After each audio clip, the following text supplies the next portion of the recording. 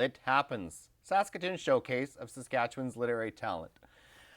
We're going to shake things up today a little bit on Lit Happens because normally we have an author and we have the author's book here. And, well, the guest today is an enterprising writer in Saskatchewan, but he isn't exactly a book author yet. And we're going to talk about that. So, Craig, welcome to the show. Thanks, man. Now, here we are. We have Craig Silliphant here. You're an icon of Saskatchewan's writing world. Stop. Oh, no.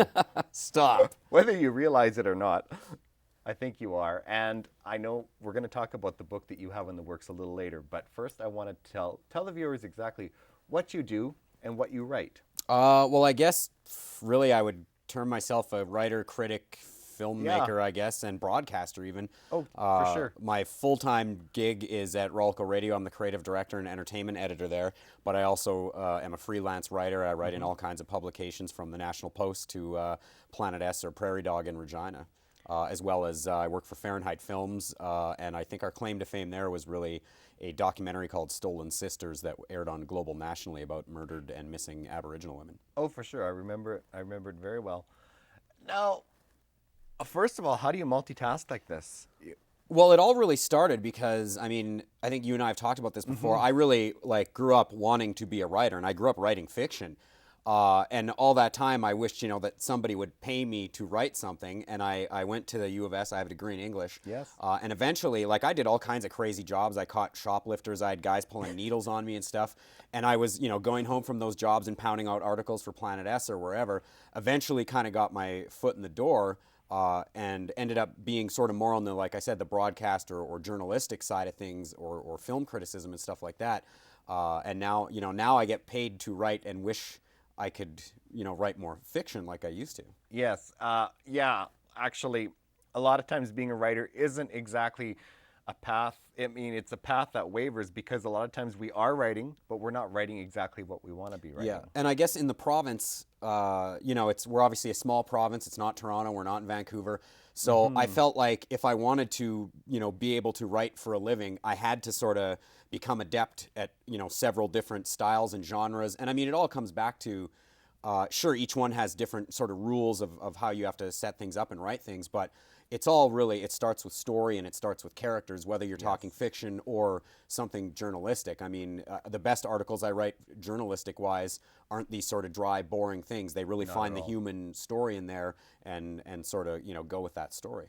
Yes, and your work in Planet S is I read it constantly, and I think that's what's made you a local celebrity here in Saskatoon, even though you have things published on a broader scale than that.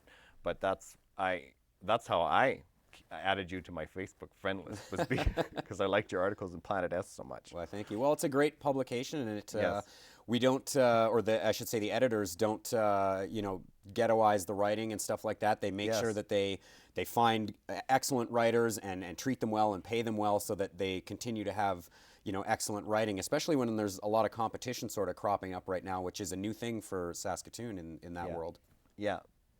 So tell us a typical day in the world of Craig Silliphant. Wow. Well, I guess I get up, I kiss my wife goodbye, and head down to the radio station. It usually works sort of on a week cycle, so I'll have I have a show on News Talk that I have to do every week, as well as I run the creative department at the station itself. Yes. Then in my off hours, I'll have to whether it's interview somebody for an article I'm writing, pound out the article itself. I probably work a good 60 plus hours a week between Rolco and my freelance business. Yes, completely. And then when you can squeak in a little bit of your own time, you are working on your own project. That is true. I'm writing a book about the Saskatchewan music scene, and I want it to be really cool and not sort of dry and historical, but it'll be sort of part memoir because obviously I grew up in the music industry and scene on the prairies. So sort of part memoir, part theory, questions that you and I have talked about before, is the fact that we're blanketed by winter 8 or 9 months of the year, does that affect how our bands sound, or is it an incubator for better music than you might hear in Toronto? How's the size and our geographical isolation, how does that affect our scene, you know what I mean, stuff like that. And then, a little bit of history in there. Who are the Northern Pikes, who are, who are pork sword. Well, and I think it's just terrific that you're writing this book. And I've actually had the same idea for this sort of a book over the years because Saskatchewan has had a broad impact on the whole world's music scene, right from the days of Joni Mitchell to this explosive thing that's happening with the sheepdogs right now. And I think it needs to be documented and needs to be put out there for the people to read. Well, first of all, don't steal my idea. No, it's mine now. I call it. Yeah. Second of all, though, I think part of the reason for the book was, I mean, it is sort of a cry for credibility, I guess, in the larger world, really, like for the Saskatoon or even the prairie music scene, to sort of debunk, I guess, a lot of those preconceived notions that someone in Toronto might have, or that we don't have a music scene here, basically. So I mean that's a big part of it too, and to give us some. Whether somebody in Toronto reads it and goes, hey, well, maybe that's true. It's more, I guess, for people here to kind of get behind and go, yeah, man, that's how we feel. We are important and we are influential. Yeah. Oh no, I'm excited. I think it's just gonna fly.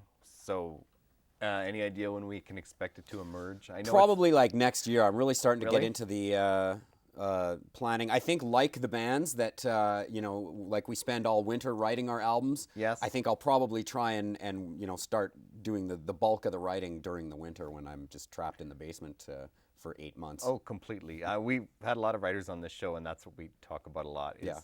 winter. And it's funny then how it you talk about it in the lit world, we talk about it in the music world, how it how all these things how winter is an incubator for our creativity. Yes, for sure. And Saskatchewan's literary world and music world are quite interwoven, and I'm learning more and more about this all the time. So, and I think it's really great that you're the one writing the book. Well, I appreciate that. Yeah. So, I think that's about all the time we have for Lit Happens today. If you enjoyed this episode, you can check us out on YouTube. There's previous episodes there. Or you can go onto Facebook and like us. So, Craig, thanks for being here today. Thanks for having me. Terrific. And we'll see you next time on Lit Happens.